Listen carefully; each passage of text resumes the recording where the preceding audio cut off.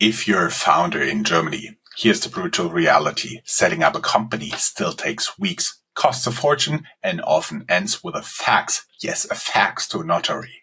That's why Germany's startup rate has sunk to its lowest point in a decade. Today, we're joined by Alexander Müller, Holvi's DACH country director, Felix Gerlach, Y Combinator-backed founder of beglaubigt.de. Together, they're on a mission to break Germany's bureaucratic barrier to entrepreneurship. In this episode, we'll unpack how fintech and LegalTech are rewriting the rules of company formation and what that means for the future of founders across Europe.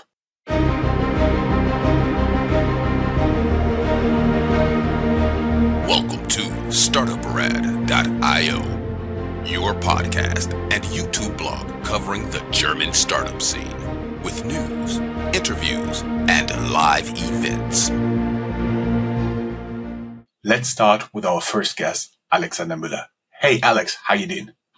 Very good, very good. It's a pleasure being here. He began his career at Accenture, helping financial institutions navigating digital transformation. From there, he joined Speedinvest, backing fintech startups across Europe and Southeast Asia. Later, he co-founded Friday Finance, which was acquired by Pliant in 2023. Today, as Holvi's country director for Germany, Austria, Alex leads one of Europe's pioneering neobanks for SMEs, combining business accounts, invoicing, and bookkeeping into one streamlined platform. Alongside him is Felix Gerlach. Hey, Felix, how you doing? Hey, what's up? One of Germany's most promising legal tech entrepreneurs, a Y Combinator alumnus, batch 2024, and Forbes 30 under 30 honoree, Felix previously co-founded Passbase, a digital identity startup acquired in 2023. Now, with his new company, beglaubigt.de, he's tackling one of the most stubborn bottlenecks in the startup ecosystem, the notary process. By digitizing incorporations and making notary services accessible online, he's lowering barriers for founders across Europe. Together, Alex and Felix represent the future of business formation in Europe, bridging legal tech and fintech to create a seamless founder journey. Guys, welcome. This is going to be a good interview. Alex, let's start with you. Once upon a time, you were helping big banks as strategy consultant. Actually, I think we've been competitors at the time. What drew you into fintech for SME space? Well, it's been quite a long journey, but at the end of the day, I think I really saw the problem from both sides. And now reflecting a bit about how SMBs are treated from the eyes from a financial service provider, from the big banks, it's really like the unwanted stepchild of the banking world. They're not really retail, because it's not the consumer, but they're also not commercial. Don't fall into the commercial banking area where big loans and big payment processing really plays a role. So I really bit stuck in the middle, and it's getting bounced around.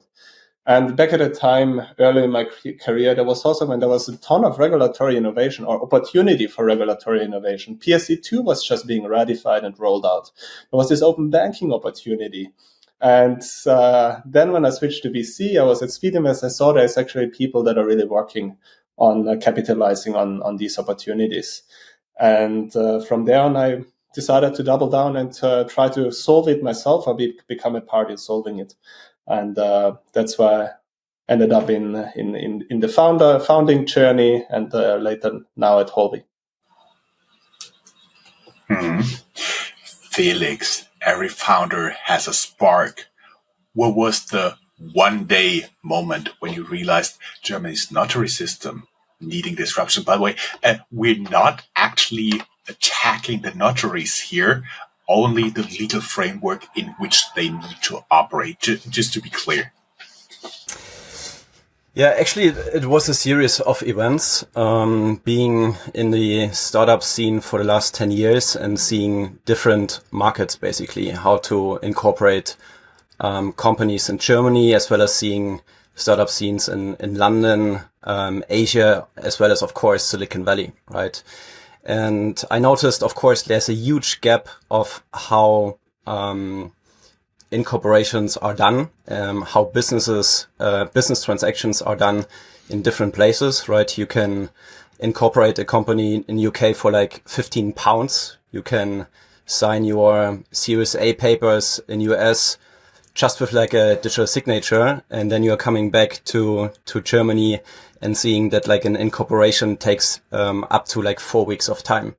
And this is the big opportunity that we are seeing with Beglaubigt, and especially with the partnership with Holvi.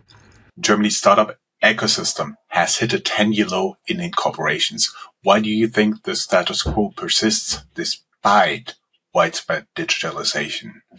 Well, I think there are like a couple of factors. I think the conditions somewhere else are way better than in Germany. Nowadays, I think the smartest builders and entrepreneurs are moving abroad. They are incorporating their Inc. or LLC somewhere else in order to raise faster capital, in order to attract faster talent and being faster to the market. And this is like, unfortunately, like a negative trend. And basically we are here to disrupt this trend and bring it to the right direction. Mm-hmm. Alex, what's the biggest hidden challenge for SMEs facing in opening a business bank account in Germany today? I vividly remember the days when I was an apprentice at the bank, learning what amount of paperwork, like physical paperwork back in the days, you really needed for opening such an account. Yes, I think if we talk about the commoditized business bank account, an established company, then maybe we have done a good chunk of work in the past 10 years to tear down the barriers to open a business bank account. But now imagine you're a first-time founder. You never incorporated before. And you're like, okay, I'm going to incorporate and get my registration. I start building my business model, and then suddenly you're faced with, I need to do my share deposit, my share capital deposit. I need to do my commercial registry integration. And suddenly you realize to get your company registered, you need to prove that you deposited your share capital into a bank account. But in order to get a bank account, you need to be registered as a company. And you really have this chicken and egg problem. And luckily, there are solutions nowadays. And a big bank, even until today, they would still be very heavily paper-based and sometimes costly to solve this chicken and egg problem. And we've been working a lot over the past few years to tear down these barriers as well and make it as seamless, as digital first, as unbureaucratic as possible. And this is also where Felix and me have been building this partnership to make it much, much easier for founders. That being said, it's not a table stakes today, and it's a pretty new product, and many founders still face this challenge in opening the first business account. I remember that at one point banks accepted photocopies, but then you had to have a stamp, an official seal on it that was really the photocopy of something. So there was really a lot of admin work there. Felix, you built a LegalTech in one of the most regulated, lobby-heavy industries. What kind of resistance have you faced from the Association of Notaries, in German called Notarkammer? Yeah, very good question. I think it's very important to understand that we are not working against notaries and the Chamber of Notaries, but with them. Our goal is basically to enhance their processes and digitize the journey of a founder, and making also the life for notaries easier. I think it's very important that we still center the most important part of the notary, like the seal, the trust seal at the very end in the process, but basically focusing our work of digitizing and enhancing their processes before an incorporation and also afterwards. And this is very important as this is like an unsolved triangle between the founder, notaries, registries, as well as banks, right? And we are now here basically to solve this with technology and innovation. Of course, we know that Germany and like the government parts are like still very slow in order to understand how innovation can impact also like the economy. But basically, in order to stay competitive with Germany, we need to move the needle, and we need to bring, especially to the most regulated parts, innovation. Both of you. I was wondering, Germany is often criticized for bureaucracy killing innovation. From your perspective, what is like the real root cause of that? Law, politics, or culture? Because what I always have in mind is the saying "draußen nur Kännchen." That means, for example, a cafe has a rule: if you sit outside, you can have a mug of coffee. You have to order the big expensive port, and they just stick to the rule and they repeat it as often as you ask them. So is that culture piece of the puzzle? Yeah, very good question. I think Germany is deeply rooted in bureaucracy. I think we are like a paper-first country. Every process, basically, we need to fill out forms, and it's still hard to innovate as like the governmental bodies, like they have blown up. Like this is like the biggest employer in Germany. And basically, the government basically is trying to fence around like outdated systems. The problem is, as I said, like we are slowly losing the race in terms of like international competition, right? In terms of innovation takes place somewhere else and not anymore in Germany. And I think something dramatic needs to change in the processes in order to foster innovation again. And this is why I'm so excited about like a partnership between like a neobank and us, and also like innovative notaries, in order to solve that, in order to enable faster business transactions in Germany, from incorporations to like the most critical business transactions. And like one partner is basically unable to solve the puzzle. So therefore, it's very important to partner up with like big players in the market who have like the right understanding why this is important, and the wide understanding of the mission and vision that we face together. Mm-hmm. Alex, do you want to add something? First of all, I really agree with what Felix says, that there is like all of the stakeholders have their individual part to play. When thinking about how did we get to this point where we are today, that we are like paper first as a company or as a country. I think we've done a great job in optimizing our processes. The problem is that these processes are still decades old and aren't really ready for what is the 21st century, or what is nowadays a possibility. And I think this really is deeply rooted in our culture, and also partially fragmented political responsibility. Culturally, we are super risk averse, right? Ask our parents. Many of them will tell you, "Oh, I'd rather not take a loan. Taking credit is bad. Only what I have for myself. That is what's good." So it's this risk aversion that we grew up with. And this risk aversion has also been codified into regulations and law. So it's really on us, like the next generation of builders and founders, to break out of this very, very actively. And from a banking perspective, I can say anyone who ever worked with compliance, it's much, much harder breaking up a rule than setting it up in the first place. So this is very, very active work we need to do, and always keep in mind that we do this to make things more innovative, smooth, but also safer down the line. Mm-hmm. For our audience, Felix, you once said the biggest hurdle isn't tech, it's psychology. You'll share a story where bureaucracy almost broke a founder's dream, and how beklaut.de changed that outcome in our founders' vault. Alex, Holvi has been around since 2011. What pivots did Holvi to survive in a fiercely competitive neobanking market?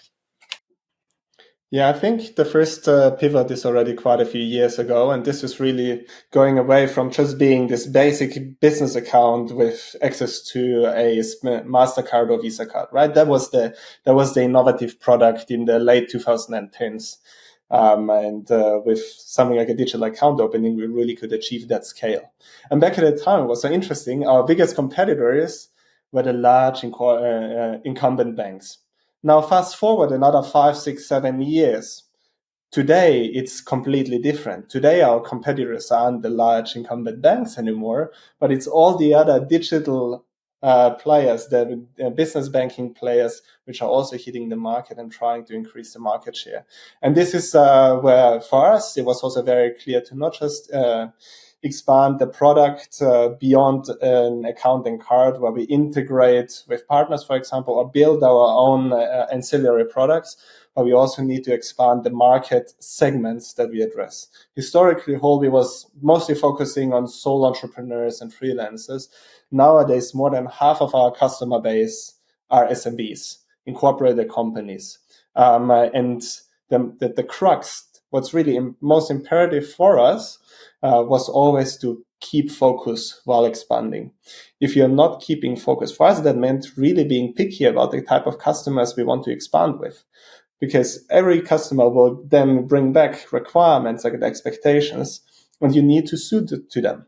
Otherwise, you're not building a product that satisfies everyone's needs. And that focus, that prioritization was really key when doing our pivots or expansions in the course of our company's history. Mm-hmm. Felix, I'm curious, how did your past-based exit shape the way you're right now building beglaubigt.de? Very interesting question. I think Beglaubigt is now like a completely different company, how we built basically Passbase back then. With Passbase, we raised more than 20 million USD towards Series B and hired as fast as we could. And after basically selling the company to a US competitor, we sat down, my co-founder and me sat down and said, okay, what is actually the truth of entrepreneurship? And what do we want to solve actually? And our take was that it's all about what kind of value can you bring to the market and to your users, and not how much money you can raise or how fast you can grow in terms of employees. So we started basically beglaubigt.de, like OpenLaw, the company behind, with the mission of like building a product that brings value to the market and building a product and company that is super healthy from day one. So therefore we started bootstrapping, Beglaubigt for more than 1.5 years to actually find a product that brings value to the market before we actually try to onboard external money to leverage our efforts. And nowadays we are standing with a very healthy company. We gathered like the most talented designers, engineers, and operators around us in order to be mission centric and not like VC centric. And we care a lot about our users. Our users are founders and SMEs and small business owners that want to do business faster in Germany, and we enable them to digitize many processes that were stuck in the past. Interesting observation. I've heard this line of thought. Some call it startup-centric, some call it customer-centric, versus VC-centric quite a lot this year.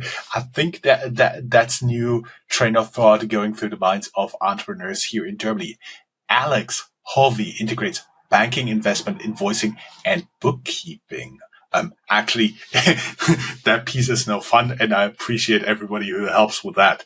What's your playbook for making these tools usable for non-finance savvy founders, and everybody who did in Germany a VAT filing can understand that you need quite some knowledge to just do that right. Yeah, I'm also coming back to this customer centricity and VC centricity in a second. I think to your question right now, on paper, our playbook is really simple. We use that little bit of Nordic mentality that we have, as you know, Holby has Finnish roots, and the design philosophy that really says things just need to work. At the end of the day, that's the most important. You get a business account, you get a card, you get financial admin tool, and it just needs to work. It's as simple as that. And in order to make this work, you really need to hammer down on the customer centricity. And what I've learned over the year, it's not just a platitude that people say in podcasts. The previous company that we built was definitely a bit more VC centric, and we did a lot of polishing to make the journey look good on paper. But what really matters is that you sit down and focus on customer centricity. This is easier said than it's done, though. For me, this means even though I'm like now in the management team and we're looking at a big market and tens of thousands of customers, I'm sitting in customer calls every single day. And that's an effort that everyone needs to put in. So if anyone says I'm customer centric, well, then I'd also want to hear, okay, does this reflect in your daily operational work? Because you can't build great product from an ivory tower. You need to experience the complexity your customers, or in this case, my customer, have really in person. And so I guess the philosophy is really simple. We handle the numbers so the founders can focus on the business. Alex, I really appreciate this attitude going into customer conversations every day. I've realized if executives do that, it's much easier to keep customer centric, because if you are not in daily touch with the customer, it's very much easier to make unpopular decisions with your customers, right? It's never easy to listen to a customer that's not happy with you, because at the end of the day, when founders that build their own business, it's also a bit of a reflection of themselves. I mean, that's very natural and hopefully not a surprise. And then if someone says, hey, I'm really not happy with that, letting that go and not being disassociating from that so that you can really focus on making the product better. It's tough. I understand everyone that wants to take a day off of facing the trenches.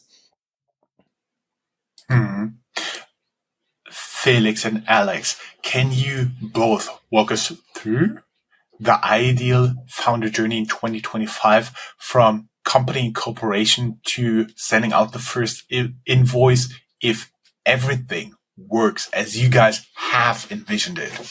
Right. I think it's very important to start first about like the status quo in the market. As I mentioned, I think it took before like those major partnerships like 3 to 4 weeks actually to incorporate a company.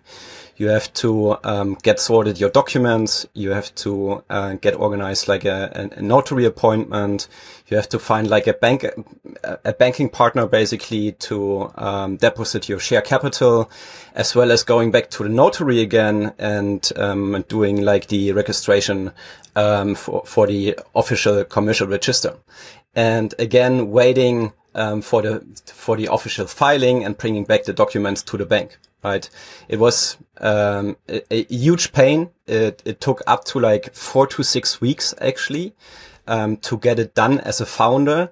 And this is actually not the main job of a founder, right? The founder needs to focus on its business, right? Especially in the inception, in the first weeks and month, you need to focus on your business, find users, and not focusing your daily thoughts and work on like how to incorporate and what are now the next steps. And zooming out now on like the perfect user journey for like a founder is actually you should spend maximum like 1 or 2% of your work efforts on like the admin work, on the admin side of like how to incorporate, right? And how does it work or should work is like you basically incorporate online, fully online. All paperwork is done online, and it's sorted out within 24 hours, right? And you can start focusing on your business and not the admin work. And behind all the processes should be done in terms of like having like a bank account, registration for your company, and all parts also that follows afterwards in terms of Gewerbeanmeldung, tax ID, registration for the transparency register. Like the job is not done there, filing for the company. But the optimal user journey is that should be done within 24 hours and everything should be done within a few clicks. Yeah, I really agree with that. It needs to get to a point where it's completely digital, really end to end. We know today there's just technically some parts that can't be fully digitized, like the registration to the commercial registry. This needs to go by paper. The invoice is sent to the service address of service, and that's in the regulators or that's in the regulator's hand to digitize this process.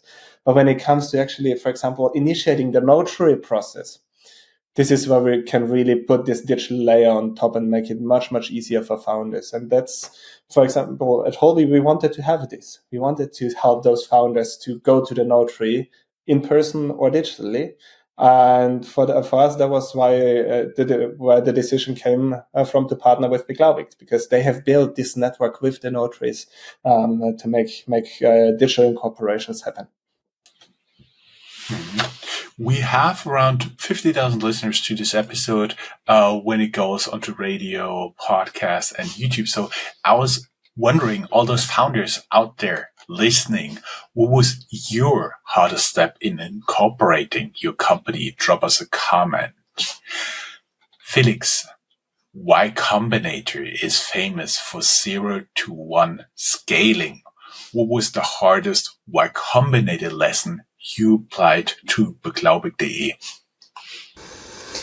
Yeah, I think one of the biggest lessons for us is like ruthless focus, right? Of course, in our DNA of open law is basically to bring insta legal to the world and fixing like the legal system, right?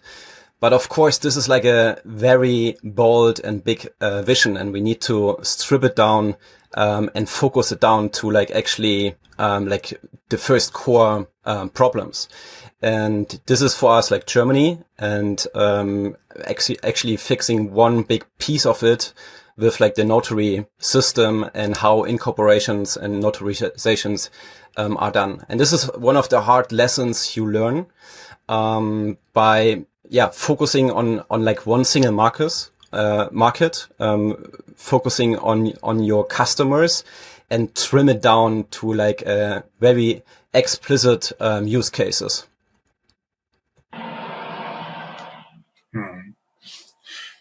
Awesome. Guys, we will be back after a short ad break where we'll unpack the strategy that changed everything for Holby and beglaubigt.de and why this might finally end Germany's startup winter.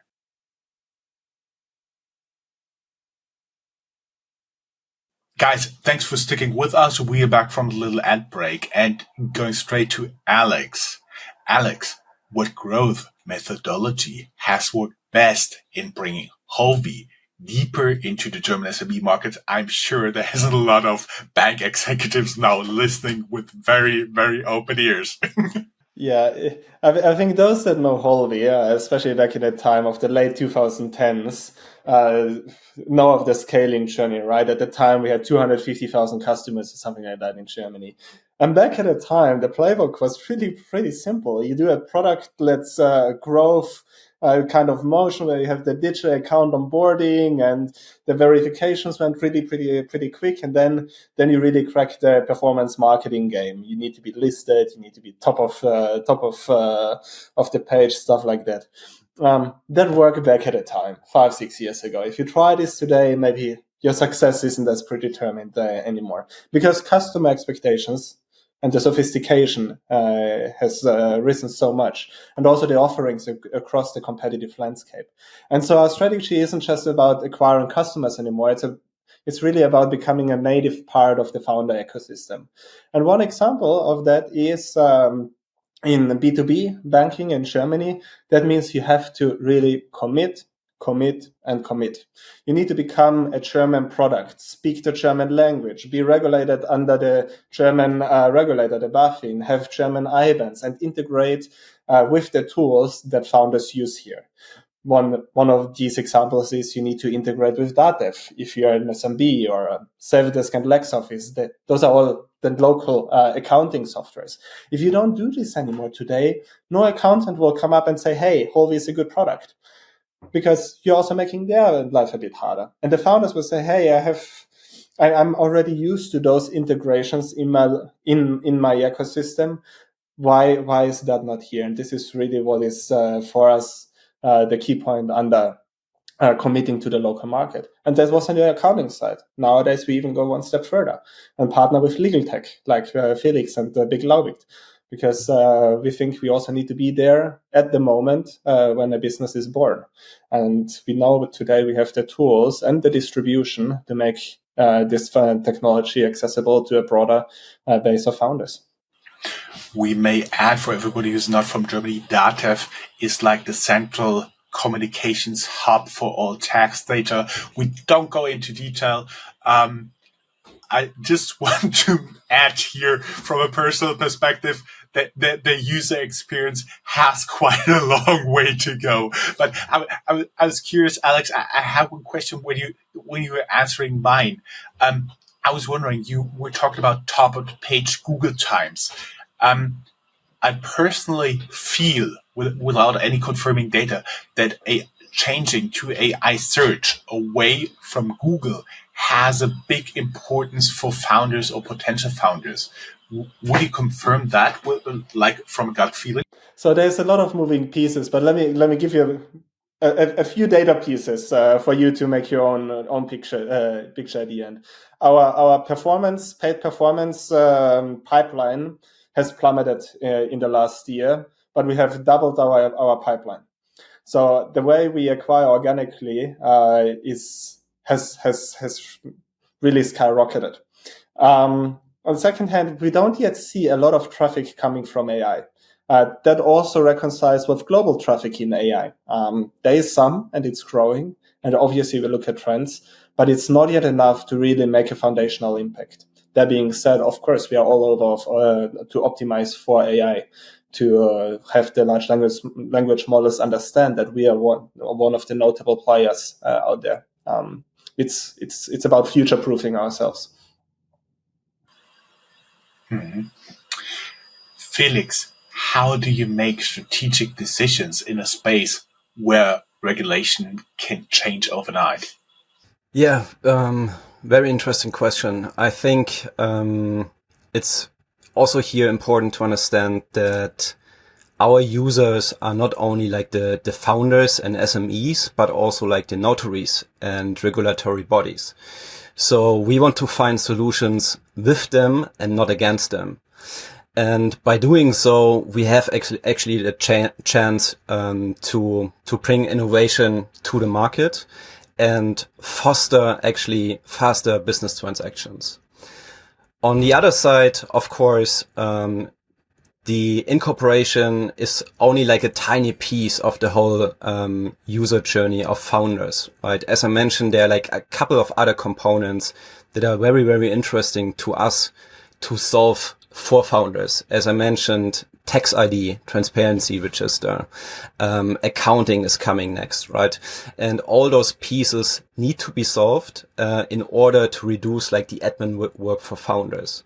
So basically we are building along the user journey to not just set on like one piece, the incorporation piece, because of course, regulation can change overnight, but also on the upside, basically. And we are ready for that and working with notaries and not against them. Mm-hmm. Actually, I do understand taking their perspective. They do have a very boring job, mostly crafting contracts. Then sitting there, you have to read the whole contract, then you confirm everybody is there, everybody has the passports with them, and then you sign it, you put your official seal it, and that's it. So I do understand they also have an interest in making this faster and more technological than it is right now in still many offices out there. Alex, can you share a customer story where all these tools made the difference between a founder surviving or maybe even shutting down? Yeah, I met this founder entrepreneur last year at a networking event with the House of Finance and Tech in Berlin, and he told me his entrepreneurial journey, and it dates back to the beginnings of COVID. He was starting to build up an education platform to help students find a job. And then when COVID came around, he was in the process of setting up his bank account, and from one day to the other, all of this became exponentially harder. Going to the branch, filling out the forms, and this in a time where you go through all the for this rocky time where you set up the business in the first place. And this is where Holvi came in, and with the digital account opening, getting the IBAN just within the day, and being able to issue your first Apple Pay MasterCard. That really made all the difference for him. And listening to these stories, that also makes your own work feel quite meaningful. I have a question for both of you, and I do believe I already know the answer. Scaling challenges. What is harder, on the one hand, to have founders convinced to adopt digital, or convincing the regulators to really allow that? I mean, I'm picking up right on this with this story. Right, the founder was screaming for a digital tool. I think the balance isn't even close. It's convincing regulators is infinitely harder to adopt digital tools than founders. Regulators at this point are still whispering about the risks, and the bottleneck really isn't about adoption; it's about permission. Yeah, 100% agree with that. The biggest challenge is actually that regulators understand the power of innovation in the startup ecosystem, right? And startups shouldn't be treated as just like an afterthought, but more like an infrastructure piece of our economy. And this starts with like the incorporation and digital notarization per se. But of course, it takes time, especially in Germany. We are a huge country. More than 83 million people are living there. So it's not that easy to change, the law overnight. Even though we already know that the system is fully outdated. I think we need, bold visionaries that actually pinpoint the problems. We need, strong partners. And I think that there is a world and a scenario in the next 5 years where we see that also regulators are open to change and foster innovation. I like the point that you're making here, because we're somewhere 83, 85 million people here living in Germany. And the thing is, you then can calculate that whatever you do in changes to regulation, make it more digital and so on and so forth, you always need thousands of state employees to pull along, to understand and to adopt this as well. That's pretty tough to call. Alex has been at Speed Invest, built Friday Finance, and now manages Holvi. We will talk about his tactical playbook in the Founders Vote join down here in the show notes. So, Felix, in 5 years, will Germany finally have a fully digital incorporation, or are we still stuck with the fax machines? By the way, do you guys have a fax machine at beglaubigt.de? Luckily not. We are digital first. So the good news are that we are already supporting digital notarizations in corporations, right?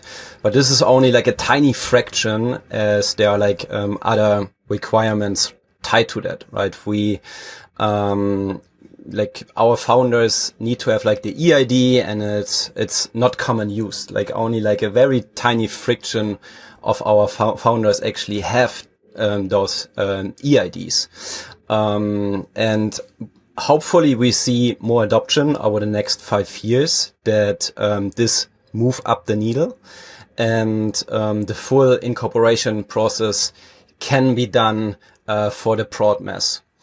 And of course, like fax machines, I think the next generation hopefully only remembers like the little icon and the emojis, and not anymore like the machine per se. Actually, I have in mind, my oldest son is now 6 years old. And one time I'll put him in front of a dial phone. Let's see how that works. Alex, don't get me wrong, I know predictions are always difficult, especially concerning the future, but what industry predictions do you have for SME banking for all of Europe, like looking down the road for 2030? Yeah, let me answer this question in two parts. First, I want to piggyback on something that Felix said with the adoption of EIDs, which is a necessity for, at this point, verifying your identity or even go to a digital notary. One of the prediction will be that the proportion of people having EID will be nearly conclusive across the German population. That's also a bit of an optimism speaking here. When we introduced EID or online ID, online Personalausweis in German, a year ago, the average adoption was at 9%. I'm tracking every week how many whole week customers verify themselves with EID. Now we are already at a stable rate above 30%. So this is something that is increasing more and more. And having this online identity, at least for natural persons, opens so many opportunities for digitization down the line, like incorporating your company. So this is the first prediction. Adoption of EID will continue to rise, and I think that's a very, very good thing. And I think on the business banking side, I think that by 2030, the business bank will withdraw more and more to the background. It will be all about AI co-pilots to CFOs that support the human in the loop, or the CFO, to do the work better. The banking part is obviously the regulated part, but it will be the transactions that are running in the background where value is built on top of it. Hmm. You guys have both seen a lot, so I was wondering, what's a contrarian view you hold about the German startup ecosystem that most people would disagree with? Yeah, maybe I do start. I think that, or like my contrarian view is that the startup ecosystem is not startup friendly in Germany. And this is, of course, why this partnership exists between Holvi and beglaubigt, to move actually the needle and enable faster incorporations so that founders can focus back on their business. Again, what we are seeing is that the smartest builders, they are moving abroad. They are not anymore incorporating in Germany. Why is that? It's just distracting and very hard to raise capital here in Germany. And something massively needs to change in order to attract back the talent. Currently, we are losing those talents. And this contrarian view, of course, I hope more and more people see the need, more and more partners see the need, in order to enable back like the small pieces of our economy, and this is the startup ecosystem. Yeah, maybe I have a bit of a contrarian view to what Felix just said. I also see, of course, what you're saying.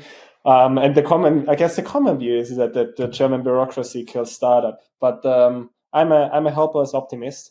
So I'm also trying to find the good in it. And at the end of the day, the founders who built here, who found here, who embraced that, they're also very, very battle tested from day one. And I think they are well set up to build fundamentally solid businesses. And right now in the media, N8N, the AI automation platform, is all over the news, right? And their founder, Jan, first name I remember, I think he's an outspoken proponent of keeping his legal setups and legal companies in Germany. And it's something that I respect quite a bit. And if there's an opportunity to help more founders do that and simplify it, then I want to double down on any of these opportunities. And I think that's also where Felix and I then are back in agreement. Mm-hmm. From our audience, I would like to know if you could fix one bureaucratic hurdle tomorrow, which would it be? Let us know. And I would bet somewhere taxes are there on top.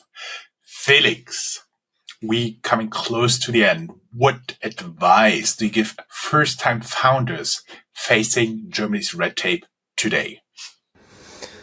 Very good question. I think founders should focus on their business first and not on the admin work, which means like first-time founders should delegate and outsource as much as possible on the admin side in order to focus on like their momentum on the first month, right? A founder has like maximum like 12 months of run rate of starting a business, and this is the most precious time for founders. And this is why we are here with Beglaubigt, Tolvi and Co. in order to accelerate the process for incorporations, for banking, for accounting and so on, in order that our founders can focus on their business. Alex, what's the boldest prediction you'd make about the future of entrepreneurship in all of Europe? We already heard your vision for SME banking, 2030 digital banking. Let us share your vision for the future of entrepreneurship in all of Europe. Yeah, actually, I'm not really one to make predictions, but I certainly do have hopes for the future. And I think where Europe is really uniquely placed is to become this global center for purpose-driven entrepreneurship. I was really inspired by Felix just a few minutes earlier when he said, first we bootstrapped. We try to find our solid business model, something that we really believe in scaling up. And then we look for external investors to scale this up. I think this is the very right thing to do. And it's this type of quality of a business that I see Europe well positioned to produce. But in order to do this, I also think we really need to focus on standardizing legal company setups across the EU. And right now there is the EU Inc. EU Incorporated initiative going on, the 28th regime that they call, and everyone who's heard of that, who hasn't put in their votes and their feedback, I think this is something that we really can drive together as founders, operators, as the startup industry or tech industry to make this vision come true. Mm-hmm. For both of you, I do have one of our usual closing questions. Are you currently looking for talented people? So maybe I start, of course, always, as like a founder, this is like, one of your top priorities to bring in top talent and the most talented, people around you, that share the same vision as you have. So, clear answer, yes. Yes, we'll link Beglaubigt.de down here in the show notes. And if Alex also agrees, we also have the link to their career website down here in the show notes. Am I right to assume that, Alex? Absolutely. We're hiring in Berlin, Helsinki, and Vienna. It's a company with a really strong and comfortable Nordic culture. And anyone can obviously also contact me on LinkedIn to inquire for more job opportunities. And also, I've heard the quality of life in Helsinki is pretty good, but also you should bring warm socks for the winter. That is true. There's this, everyone knows Slush as this global conference, and Slush, I think, especially in autumn and early winter, is a bit of a way of life. So yes, bring warm socks and sturdy shoes. Yeah. And Felix, I was wondering, are you open to talk to new investors? Yeah, so we are in the lucky position that we don't need to raise external money. Again, like core focus for us is to build like a healthy business and continue with that. So yeah, currently no need for new investors. Guys, thank you very much. It was such a pleasure having you here. For the people, there will be month between the publication of this one and the Entrepreneurs Vault, but nonetheless, we are now dropping off to record the Entrepreneurs Vault. Link down here in the show notes. Guys, it was a pleasure having you. Thank you. My pleasure. Thanks so much, Joe. Thanks so much for the interview.